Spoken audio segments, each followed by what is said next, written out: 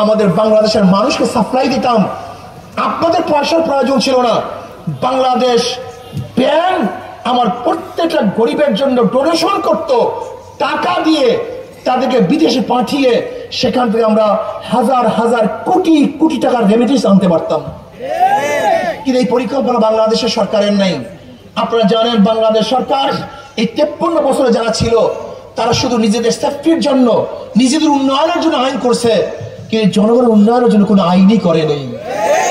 RAB শুধু সরকারকে নিরাপত্তা দেওয়ার জন্য, আজকে বিজেপি সরকারকে নিরাপত্তা দেওয়ার জন্য, আজকে এনএচআই সরকারকে নিরাপত্তার জন্য, আজকে ডিজিএফআই সরকারকে নিরাপত্তা দেওয়ার জন্য, আজকে ডিবি সরকারকে নিরাপত্তা দেওয়ার জন্য, আজকে পুলিশ সরকারকে নিরাপত্তা দেওয়ার জন্য, কিন্তু জনগণকে নিরাপত্তা দেওয়ার জন্য আইন করে নাই।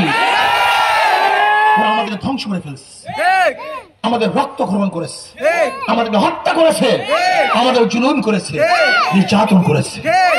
আমি বারবার বলবো এই থিওরি মনে রাখবেন, একজনের নাম এ, একজনের নাম বি, একজনের নাম সি। এও চোর, বিও চোর, সিও চোর।